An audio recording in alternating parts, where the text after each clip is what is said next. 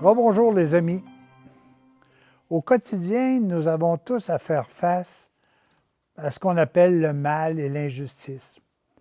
Qu'on soit chrétien, mais surtout parce qu'on est fils et filles de Dieu, nous devons réagir adéquatement face à ces situations-là.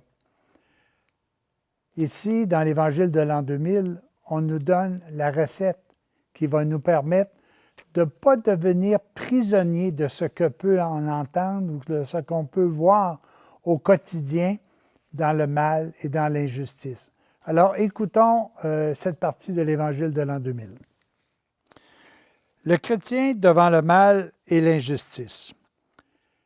Écoutez les anciens prophètes. Ne t'irrite pas au sujet du méchant. N'envie pas ceux qui font le crime. Bientôt, ils se faneront et se flétriront comme le vert gazon. Laisse la colère et oublie l'indignation. Ne t'irrite pas, il n'en sortira que du mal. Réjouis-toi, car les justes posséderont la terre. L'impie complote contre le juste et grince des dents contre lui. Mais Dieu se moque de lui et il voit arriver son jour. Les criminels seront détruits à jamais et la lignée des impies extirpée. Mieux vaut un peu pour le juste que tant de fortune pour l'impie, car Dieu soutient les justes pendant que les bras de l'impie seront brisés. J'ai été jeune et j'ai vieilli sans voir le juste abandonné. Espère en Dieu, observe ses commandements, il te délivrera des méchants. Il t'exaltera pour que tu possèdes la terre.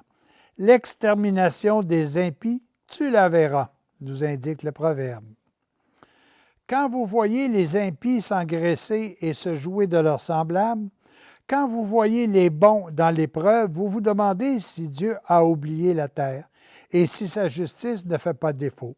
Non, la justice de Dieu est irréprochable. Si le méchant triomphe sur les justes, c'est pour peu de temps. Il a la récompense et la vie qu'il désire. Mais cette récompense et cette vie sont de courte durée, pendant qu'une vie éternelle, de bonheur inimaginable, est réservée aux élus. Qu'importe aux élus de souffrir un temps limité si une vie éternelle s'ouvre devant eux. Qu'importe quelques années de souffrance si c'est le prix d'un bonheur éternel. Qu'importe les injustices de la terre si la récompense promise aux justes les atteint.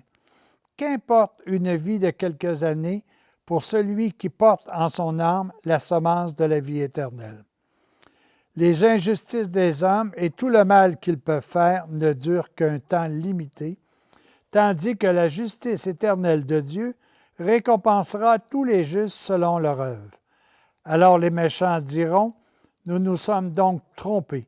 Nous jugions leur sort malheureux et ils diront, « Montagne, tombez sur nous. » L'heure de la miséricorde aura passé. À la limite du refus de Dieu, l'homme rencontre la justice inexorable de l'être suprême, souverainement juste. Là, il y aura des pleurs et des grincements de dents. Et les justes resplendiront comme le soleil dans le royaume de mon Père. Voyez les amis, je pense que tout le monde est un peu au courant comment des événements de notre vie qui sont axés sur le mal ou les nouvelles que nous recevons d'injustice à travers le monde, comment ça nous infecte. Combien de psychiatres nous ont dit qu'avant de nous coucher le soir, essayons de vivre des moments de tendresse, des moments de vérité.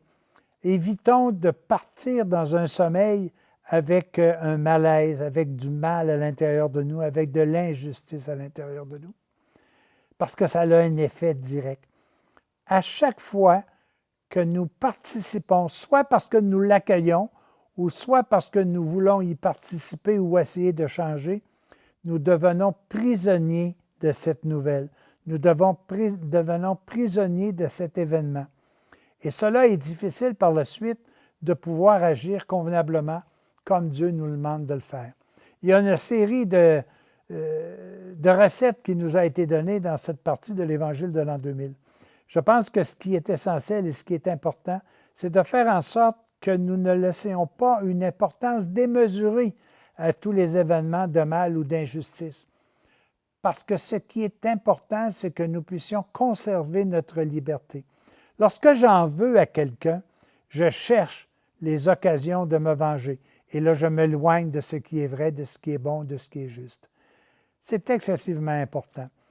Bien souvent, nous témoignons ou nous portons notre jugement sur des nouvelles sans que nous connaissions véritablement le bien fondé de tous ces événements-là.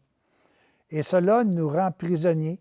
Nous sommes quasiment obligés de prendre parti d'un événement ou d'un mal sans que cela véritablement est là pour nous stimuler. Au contraire, c'est là pour nous atterrer, pour nous rendre encore plus nerveux.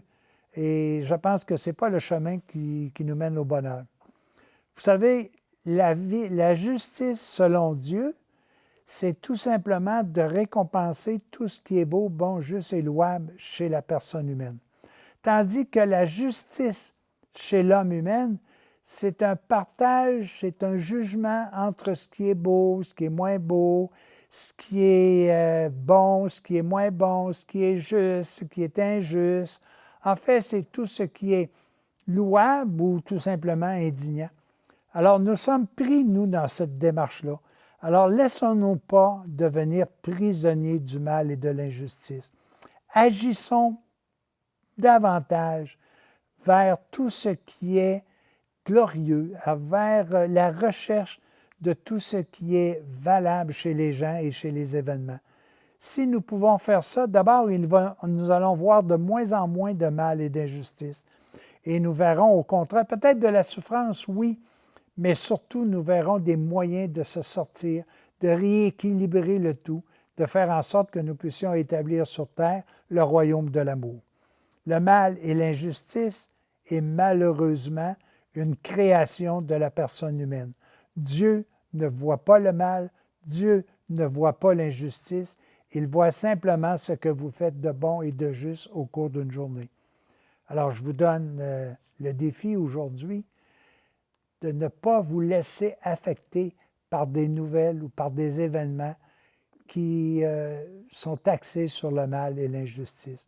Essayez de trouver davantage ce à quoi cela sert pour votre édification. À tous et à chacun, espérance et bonheur.